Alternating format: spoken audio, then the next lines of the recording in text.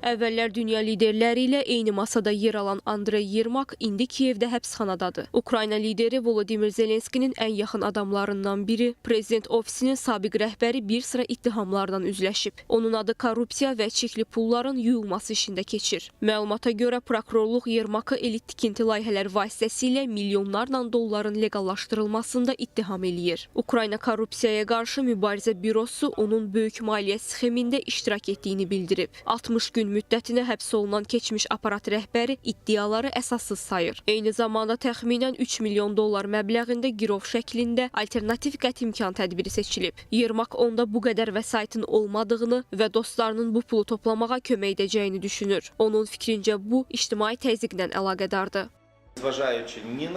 Mən heç vaxt orada özümü tac taxmış biri kimi aparmamışam və ya buna bənzər bir şey olmayıb. Əgər kimlənsə telefonla danışmışamsa, nəsə demişəmsə, həmişə onlara birbaşa müraciət etmişəm. Yalnız dövlət maraqları ilə bağlı məsələləri müzakirə etmişəm. Heç vaxt şəxsi məsələlərə toxunmamışam. Biz ədalətə və həqiqətə nail olmaq üçün bütün hüquqi vasitələrdən istifadə edəcəyik. Nə olursa olsun. Bir daha düşünürəm ki, bu məhkəmə prosesi ətrafında baş verənlərin hamısı son bir neçə ay ərzində mövcud olan təzyiqlərin nəticəsidir. Dünən siz vəkilin mövqeyini eşitdiniz. O göstərdi ki, mənə qarşı irəli sürülən bütün ittihamlar hüquqi baxımdan tamamilə əsassızdır. Andrey Yermak prezident Volodimir Zelenskiyə ən yaxın siyasi fiqurlardan biri idi. O, müharibə dövrü diplomatiyasının formalaşdırılmasında mühüm rol oynayıb. Vaşinqtondan Brüsselə qədər keçirilən yüksək səviyyəli görüşlərdə iştirak edib. Hərbi geyimlərinə görə yaşıl kardinal kimi tanınan Yermak ilk vaxtlar prezident Volodimir Zelenskiyə həmsədr kimi görünürdü. Yermakın ictimai tənqidləri daim üzərinə götürməsi onun Zelenskinin yanında reputasiyasına müsbət təsir göstərib. O, sülh planına dair danışıqlarda aparıcı rol oynayıb.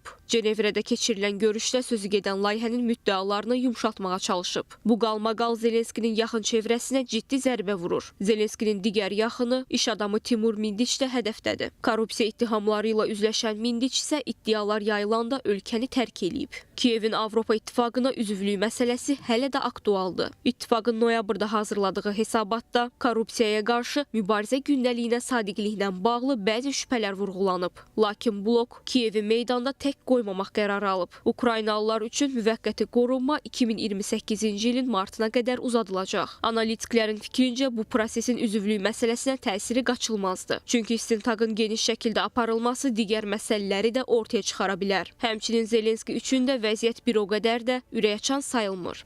Söz konusu yolsuzluk iddiaları Avrupa Birliği ile olan karşılıklı güveni de çok ciddi bir şekilde sarsılacaktır.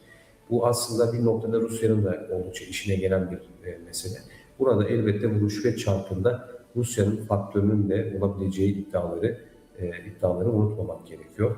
Dolayısıyla burada hem çevresi tarafından terk edilmiş bir Zelenski var, hem de halihazırda önümüzdeki projeksiyonda Avrupa Birliği tarafından ve müttefikleri tarafından terk edilmiş bir Zelenski tablosunu görmək mümkün. Xatırladaq ki, Andrey Yermak ötən il ofisində korrupsiya ittihamları əsasında axtarışlar aparılarkən istefa verib. Məhkəmənin qərarına əsasən Yermak girov pulunu ödəyərsə mütəmmadi olaraq dindirilməyə getməli, elektron qolbaq taxmalı və icazəsiz şəkildə Kiyevdən çıxmamalıdır. Əgər təqsirli bilinərsə, onu 12 ilə qədər həbs cəzası gözləyir. İttihamların detalları açıqlanmasa da, analitiklər bunu təmizləmə əməliyyatı kimi dəyərləndirirlər. Ekspertlərin fikrincə Yermakın həbsi Ukraynanın daxili siyasi konfigurasiyasının dəyişməsi və Avropanın korrupsiyaya dair mübarizə tələblərinin güclənməsi ilə əlaqədardır. Hazırda Kiyevdə siyasi gərginlik artır və bu həbsin digər yüksək vəzifəli şəxslərə də təsir edəcəyi gözlənilir.